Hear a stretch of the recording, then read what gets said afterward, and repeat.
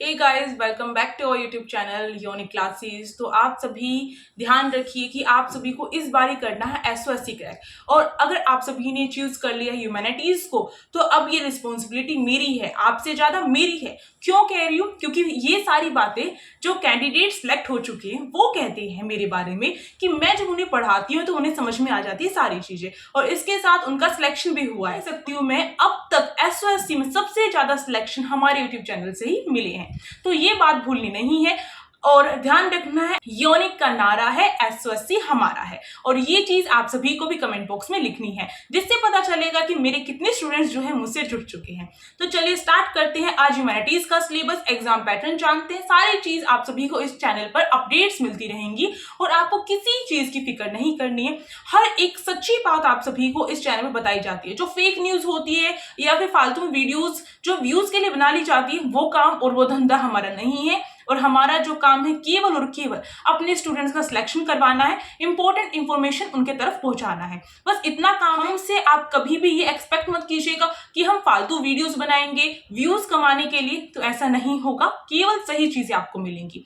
देखो, ह्यूमैनिटीज की बात करें तो मैं हमारे चैनल पर आप सभी को जो है इंग्लिश मीडियम और हिंदी मीडियम दोनों में आपको ह्यूमैनिटीज मिलने वाला है। ठीक है, तो ये दिक्कत की बात नहीं है। और एसओएससी के एग्जाम पैटर्न की बात करूं तो उसमें भी आपको इंग्लिश मीडियम हो गया और हिंदी मीडियम होगा, दोनों मीडियम में आपको क्वेश्चंस मिलेंगे। तो इसमें टेंशन वाली कोई बात नहीं है। और बहुत बच्चों का ये क्वेश्चन होता है कि कहाँ से कवर करें, कहाँ से पढ़े।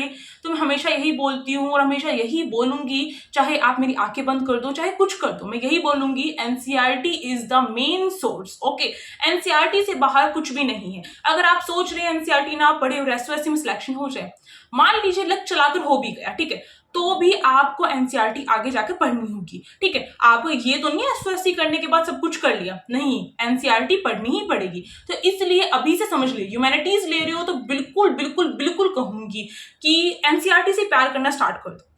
ठीक है, मुझे भी नफरत थी, मैंने प्यार करना स्टार्ट किया, आप सभी भी करो। ठीक है, एनसीईआरटी से प्यार करना स्टार्ट करो। और एनसीईआरटी बहुत सारे फैक्ट्स जो होती है, बिल्कुल सिंपल जो तौर पर जो फैक्ट्स है वो हमें जो बताती है। अब देखो इसमें क्या बात आती है, एग्जाम पैटर्न क्या रहेगा। देखो, एसओएससी का जो एग्जाम पैटर्न है, अभी वैसे बात करूं 2024 से 25 के लिए अभी रिलीज तो हुआ नहीं है, बट हमें तैयारी करनी है क्योंकि हमें उन स्टूडेंट से आगे पहुंचना है जो बिल्कुल फॉर्म निकलने के बाद तैयारी करना स्टार्ट करते हैं। ठीक है, तो अब बात करते हैं, हम प्रीवियस एग्जाम पैटर्न को लेकर ही हम अपनी तैयारी को आगे बढ़ाएंगे। तो इसमें अगर मैं बात करूं, देखो यहाँ पर जो है मैंने ले लिया है ये जो नोटिफिकेशन है, जो लास्ट टाइम था वो मैंने पहले से मेरे फोन में था और मैंने आप सभी के लिए बचा के रखा था। ठीक है, तो इसमें देखो, तो इसमें क्या होता है, 2 राउंड्स हुए थे लास्ट टाइम, घबराने की जरूरत नहीं है। अभी बस आपको ये सोचना है कि आपको राउंड 1 जो है क्रैक करना है। अगर आपका पहला राउंड नहीं निकला ना, तो आप चाहकर भी दूसरे राउंड में नहीं पहुंच सकते हैं। तो आप आगे की, इतनी आगे तक पहुंचने की जो फिक्र है वो अभी से क्यों कर रहे हैं?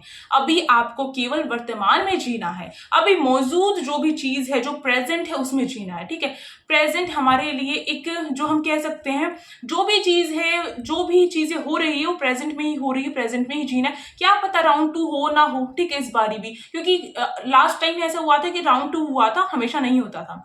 इसलिए कह रही हूँ कि आपका जो मेन एग्जाम होता है उसका सिलेबस इतना ज्यादा चेंज नहीं होता, उसी को ध्यान में रखकर आपको अपनी पूरी तैयारी करनी है। ठीक है, तो अब और इससे ज्यादा बात, और एक और बात बता सकती हूँ कि आपका जो पेपर होगा, फर्स्ट टाइम जो पेपर होगा राउंड 1 होगा, उसी का जो बहुत बड़ा पार्ट के जो मार्क्स होते हैं ना, वो वहां से ले जाएंगे। लास्ट टाइम क्या रहा था, 70 वेटेज जो है आपकी पेपर 1 की रही थी राउंड 1 की, और 30% वेटेज आपकी पेपर 2 की यानी कि राउंड 2 की रही थी। राउंड 2 में आपका डिस्कशन हुआ था और वो नॉर्मली होता है, उसमें हमें अपने व्यूज बताने होते हैं, हड़बड़ाना नहीं होता है, वो चीजें होती है, उनकी तैयारी छोड़ दो, हम पे बाद में कराएंगे। अभी बात आती है आपकी राउंड 1 की। राउंड 1 की बात करें तो एग्जाम पैटर्न मैंने बता दिया, हिंदी मीडियम में होता है, ये भी डाउट मैंने क्लियर कर दिया। आप अपनी पढ़ाई किसी मीडियम में कर सकते हैं। दूसरी बात अभी यहाँ पर आती है कि आपके कौन कौन से सब्जेक्ट इसमें आएंगे। सबसे पहली बात, इसमें आपका मेन सब्जेक्ट आने वाला ह्यूमैनिटीज, यानी कि एनसीईआरटी बुक। क्लास, कौन सी क्लास की एनसीईआरटी बुक करोगे? अब भाई ये होता है, बच्चे जो है ना, आप सभी जो है, अगर मैं सही बताऊं तो एसओएससी के नाम पे फॉर्म निकलते भागते हैं स्टोर की तरफ, बुक की तरफ भागते हैं और एनसीईआरटी बुक को रख देते हैं एक साइड में, और आप सोचते हैं एक बुक खरीद के लेके आएंगे और इसी बुक से मेरा पूरा जो है एग्जाम निकलने वाला है। कैसे हो सकता है? अब देखो, वो बुक बनाने वाले भी कहां से कर रहे हैं, वो अंतर्यामी तो नहीं है ना, उन्हें सब कुछ पता तो नहीं है ना। एसओएससी अपनी बातें किसी को शेयर नहीं करता है, तो उन्हें कुछ नहीं पता किस टाइप के क्वेश्चन आने, किस टाइप के नहीं। वो कहाँ से बना रहे हैं आप सभी के लिए बुक, आप समझो इस बात को। वो बना रहे हैं आपकी एनसीईआरटी बुक से। और दूसरी बात, इसीलिए मैं कहती हूँ कि एनसीईआरटी बुक करो, ठीक है। आप दूसरी चीज पे जाओगे क्या, यानी कि जो एनसीईआरटी बुक से जो चीज लेकर आपको दी जा रही है जिस बुक में, वो बुक जो है एनसीईआरटी बुक की इंपॉर्टेंट चीजें भी तो छोड़ सकती है ना। तो आपको कुछ भी चीजें नहीं छोड़नी, ह्यूमैनिटीज ले रहे हो तो बिल्कुल भी नहीं छोड़नी है।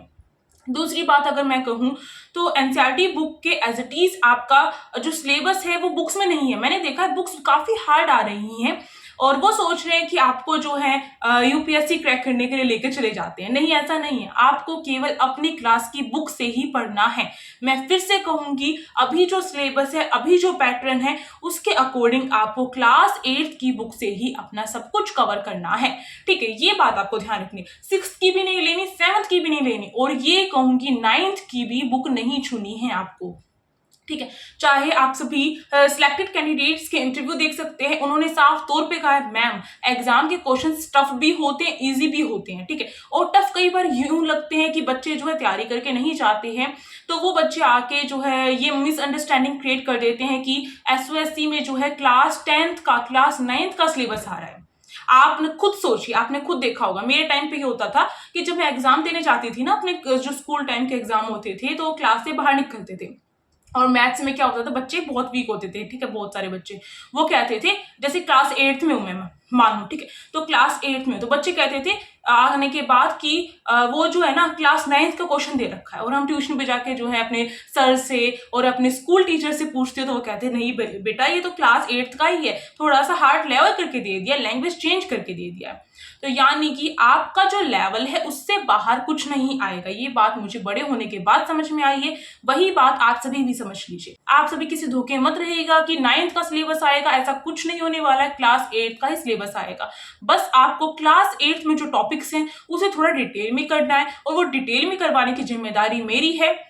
ऑलरेडी वीडियोस अपलोड है हमारे चैनल पर, और भी वीडियोस आएंगी, डोंट वरी, बिल्कुल फिक्र नहीं करनी है। और सबसे पहले अगर मैं कहूँ यूट्यूब चैनल पर ह्यूमैनिटी स्टार्ट करने वाला इकलौता चैनल यूनिक क्लासेस है, तो इस बात को आपको नहीं भूलना है। देखो मैं जो हूँ खुद मैंने एसएसटी बैकग्राउंड से हूँ और बहुत अच्छी तरीके से एसएसटी मैंने कवर कर रखी है, और फ्यूचर में मैं टीचर बनने वाली हूँ। तो हाँ, क्योंकि मैं कोर्स कर रही हूँ तो मैं टीचर बनने वाली हूँ। तो आप सभी भी ये समझ लीजिए मैंने एसएसटी को घोल कर पी लिया, ये समझ के बैठिए, और जैसे हम बच्चों को बहुत अच्छी तरीके से जो है पढ़ा सकती हूँ, तो इसी तरीके से आपको भी ऐसे घोल के पिला दूंगी मैं आपको, और आपको पता भी नहीं चलेगा कब कौन सी चीज आपने सीख ली है। अब बात करते हैं सिलेबस की। जो पैटर्न है आपके जो है इसमें 4 सेक्शन आने वाले हैं। सबसे पहला जो सेक्शन ए है उसमें आपका जो है इन्होंने बता रखा है कि आपका लैंग्वेज एबिलिटी टेस्ट होगा, यानी कि रीडिंग कॉम्प्रिहेंशन हो गया आपका, ठीक है।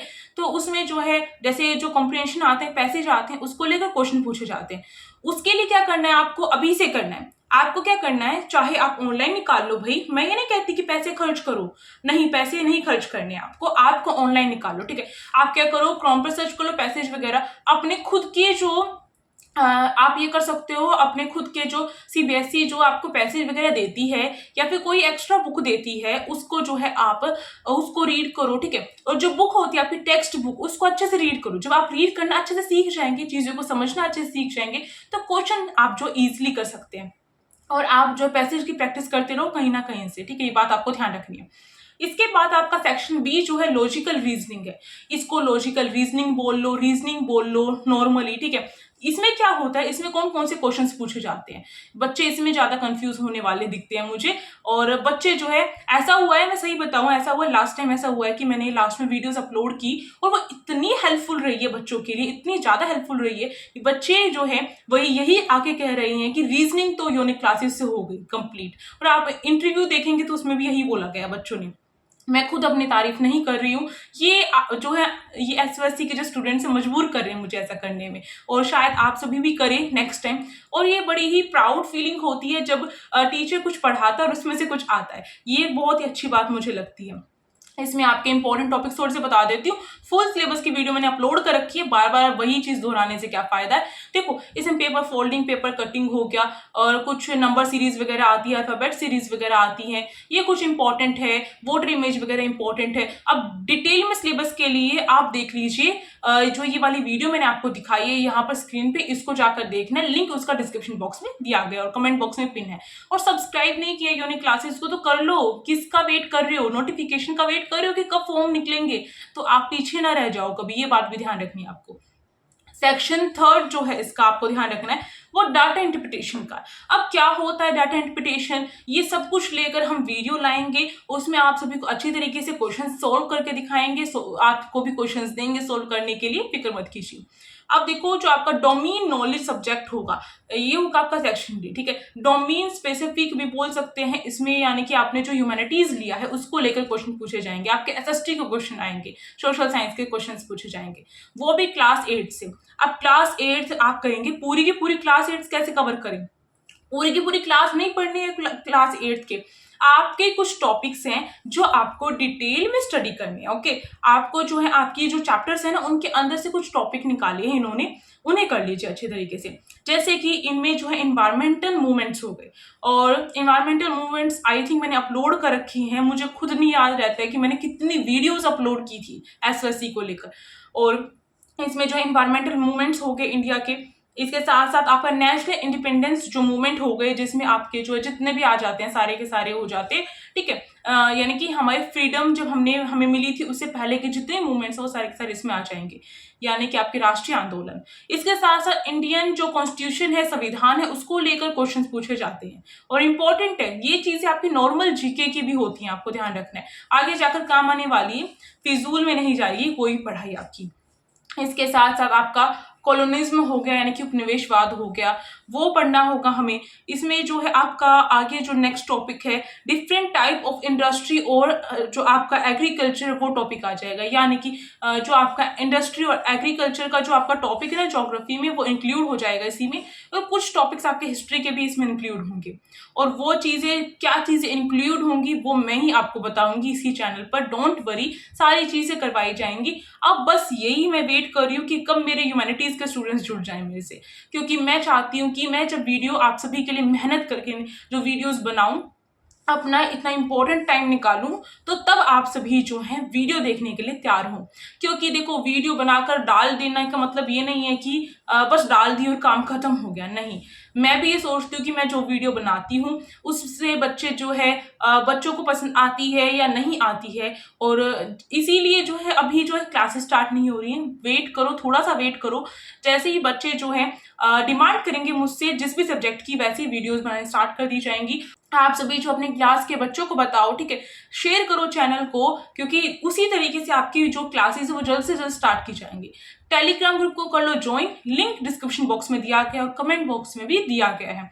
और कोई लिंक मैं देना भूल भी जाऊं तो आप सभी मुझे बता दीजिएगा, क्योंकि भाई इतनी सारी चीज़ें हो जाती हैं और खुद की लाइफ में भी बहुत सारी चीज़ें होती हैं, तो सबको मैनेज करके चलना पड़ता है। मैं खुद की स्टडी भी करती हूँ, आप सभी को पढ़ाती हूँ, तो इसलिए जो है हम कई बार कंफ्यूज भी हो जाते हैं। मैं बिल्कुल साफ साफ सही सही तौर पे आपको चीज़ें बता रही हूँ। मैं ये इस तरीके से नहीं करती कि व्यूज़ पाने के लिए मैं एसओएससी में फैकल्टी हूँ या एसओएससी में टीचर बन के बैठी हुई हूँ, ऐसी चीज़ें मेरे साथ नहीं है, ये बात आप ध्यान रखिएगा। जो असलियत है वो आप सभी के सामने मैंने पेश की है।